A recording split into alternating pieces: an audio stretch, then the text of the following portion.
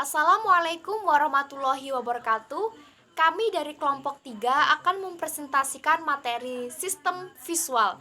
Anggota kelompok kami adalah saya sendiri, Fitri Azizah, Muhammad Ihsan Asrawi, Dianovita Anggi, dan juga Elka Tiara Zunia. Baiklah, materi yang akan saya bawakan pertama adalah sistem visual. Sistem visual sendiri adalah sistem yang mengacu pada kerja kolektif organ sensorik mata dibarengi dengan kinerja sistem syaraf. Dalam sistem visual terdapat stimulus visual. Stimulus visual adalah stimulasi yang digunakan dengan cara melihat objek. Stimulus dibagi menjadi dua, yaitu distal dan juga proksimal. Distal, distance, berarti jauh atau objek aktivitasnya jauh di luar diri. Sedangkan proksimal, objek aktivitasnya dekat. Nah, di sini dalam teori pendekatan sistem stimulus visual dibagi menjadi 3. Cara mengenali sistem stimulus visual dibagi menjadi 3. Yang pertama adalah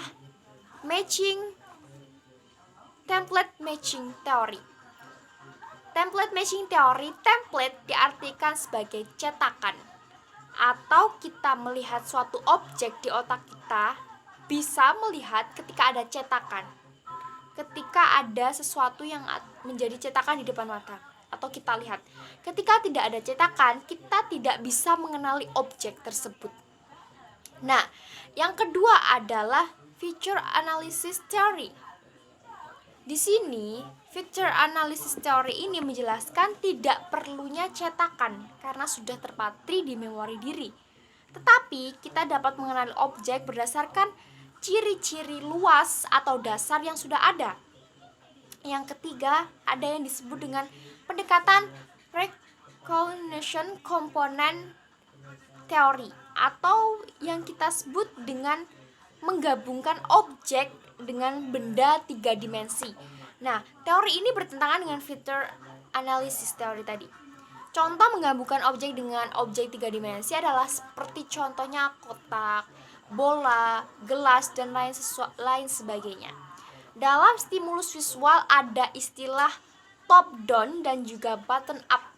Top down diartikan membayangkan huruf yang hilang, contohnya, atau tidak lengkap bisa menjawab atau dikenali. Tetapi juga terdapat kesalahan dalam top down ini karena adanya work superior effect atau terlalu yakin terhadap jawaban tetapi salah. Kemudian istilah yang kedua adalah button up. Button up itu adalah adanya objek yang terlihat nyata, terlihat jelas.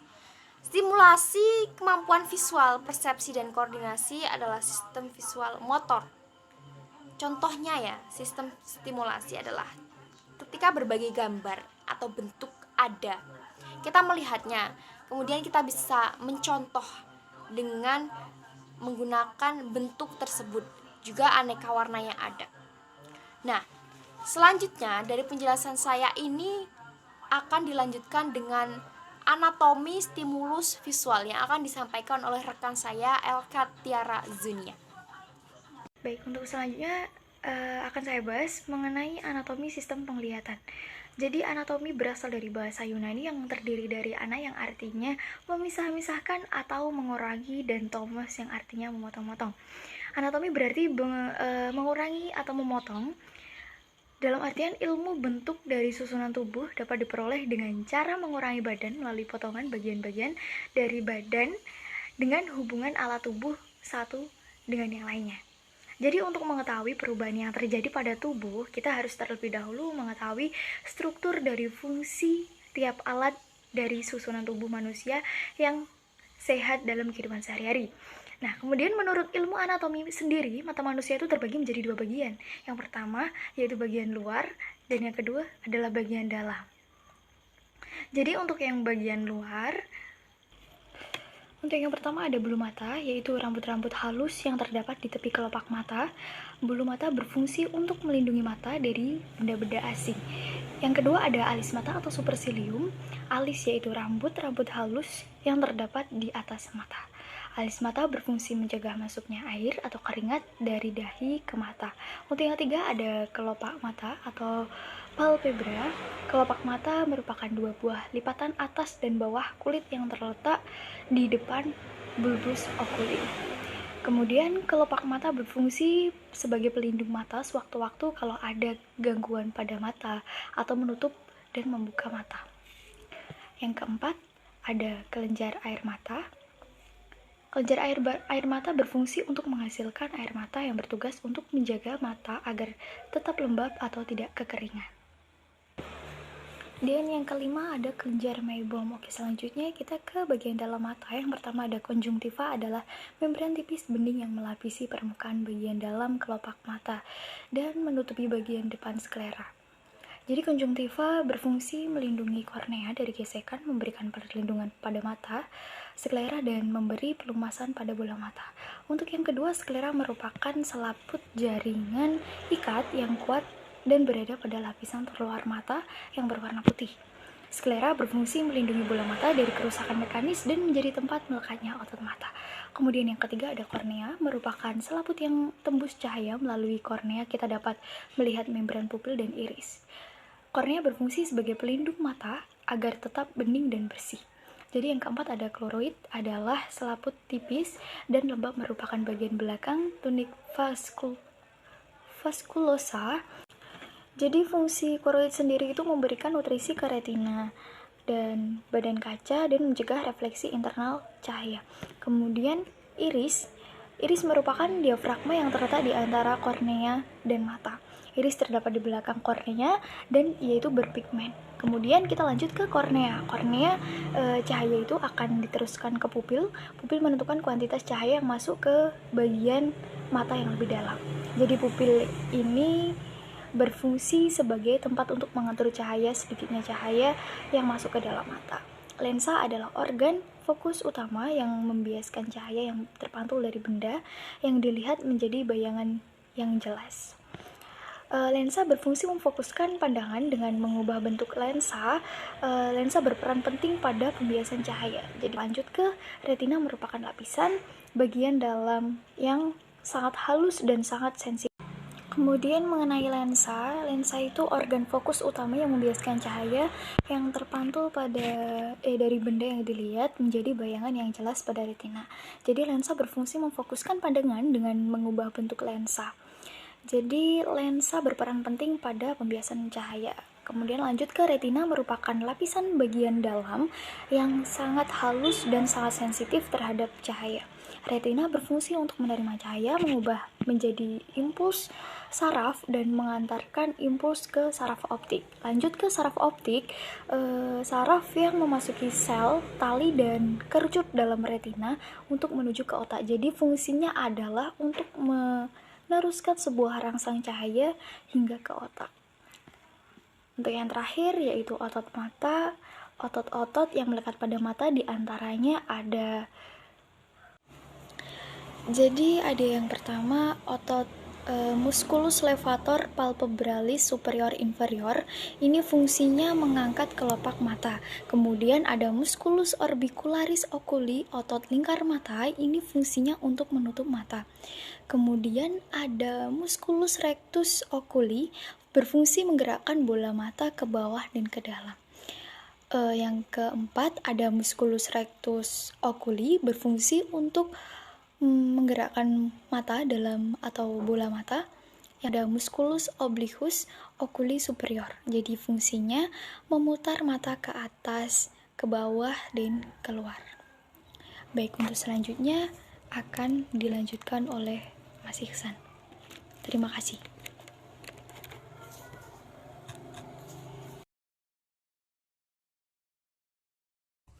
Baik, untuk selanjutnya saya akan menjelaskan mekanisme proses visual. Proses visual sendiri adalah proses interpretasi cahaya yang masuk ke mata dan ditangkap oleh retina sampai menjadi informasi visual yang spesifik di otak. Mata manusia dianugerahi cara kerja yang otomatis dan juga sangat sempurna. Ada banyak unsur mata utama yang membentuk dan semua unsur itu berbeda, dan juga kesemuanya itu memiliki fungsi penting dalam proses melihat. Kerusakan atau ketiadaan salah satu fungsinya saja akan membuat mata mustahil dapat melihat. Lapisan tembus cahaya di depan mata adalah kornea, kemudian tepat di belakangnya adalah iris, yang tidak hanya memberi warna pada mata, tetapi juga secara otomatis mengubah ukuran sesuai dengan intensitas cahaya yang masuk, dengan bantuan otot yang melekat padanya. Misalnya, saat berada di tempat gelap, iris mengembang dan membesar untuk menangkap cahaya sebanyak mungkin. Namun, saat tingkat cahaya yang sangat terang, iris menyusut dan mengecil karena untuk mengurangi cahaya yang masuk ke mata. Ketika cahaya mengenai mata, sinyal saraf terbentuk dan dikirim ke otak untuk menyampaikan pesan tentang keberadaan dan kekuatan cahaya.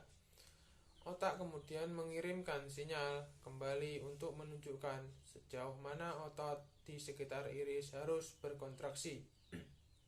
Bagian lain dari mata yang bekerja dengan struktur ini adalah lensa. Lensa sendiri berfungsi untuk memfokuskan cahaya yang masuk ke mata pada lapisan retina di belakang mata. Karena otot-otot yang mengelilingi lensa menjaga cahaya yang masuk ke mata dari sudut dan jarak yang berbeda agar dapat selalu terfokuskan pada retina. Untuk materi selanjutnya adalah bagaimana proses dapat melihat. Dapat dilihat di gambar. Langkah awal, cahaya. Cahaya dipantulkan oleh benda yang ditangkap oleh mata, kemudian menembus kornea dan diteruskan melalui pupil.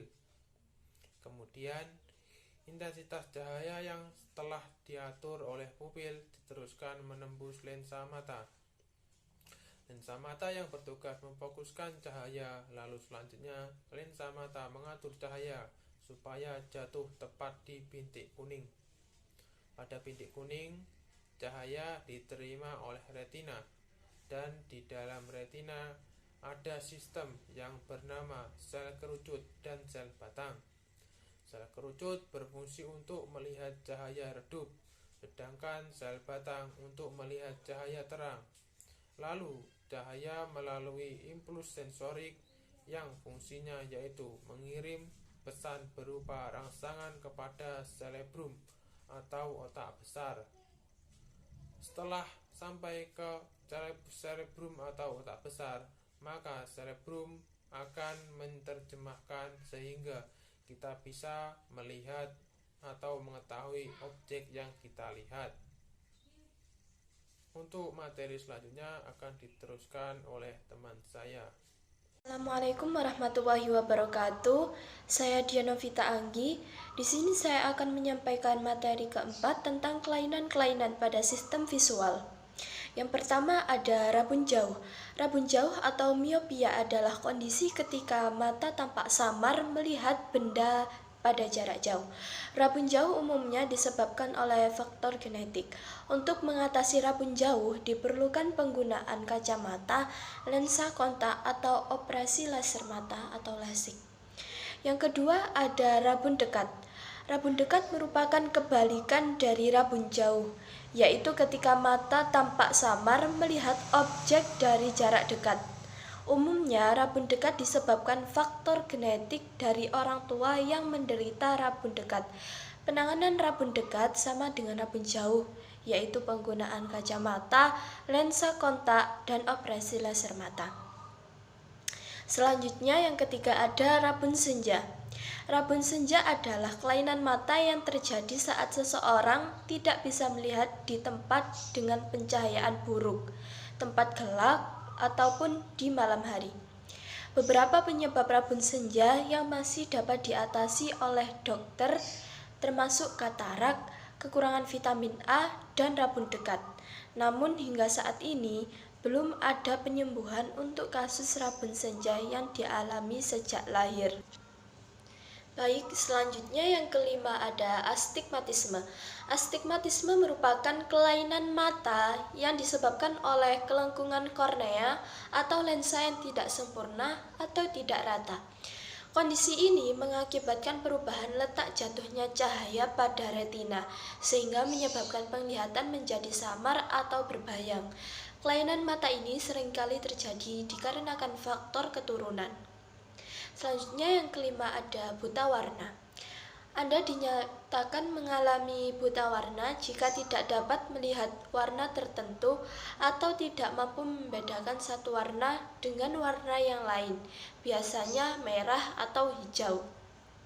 Kondisi ini terjadi ketika sel kerucut atau sel warna dalam mata tidak bekerja normal. Umumnya, buta warna diderita sejak lahir, tapi bisa juga berkembang di usia dewasa akibat pengaruh konsumsi obat-obatan atau dampak penyakit tertentu. Selanjutnya yang keenam ada glaukoma. Glaukoma adalah penyakit pada saraf penglihatan akibat peningkatan tekanan di dalam bola mata. Peningkatan tekanan ini diduga berkaitan dengan tekanan darah tinggi, adanya sumbatan di saluran air mata, atau penggunaan obat mata golongan kortikosteroid secara berlebihan. Selanjutnya yang ketujuh ada konjungtivitas. Konjungtivitas atau sering disebut pink eye merupakan kelainan mata yang terjadi karena peradangan pada konjungtiva atau selaput tipis yang melapisi bola mata dan kelopak mata bagian dalam. Kondisi ini biasanya disebabkan oleh bakteri, virus, alergi, hingga paparan asap rokok, debu, atau barang kosmetik tertentu. Oleh karena itu, biasakan mencuci tangan dengan baik sebagai salah satu pencegahan kelainan mata ini. Selanjutnya ada katarak. Katarak merupakan kelainan mata yang terjadi akibat penumpukan protein pada lensa mata, sehingga menjadikan penglihatan samar. Jenis katarak yang paling sering terjadi adalah katarak nuklir.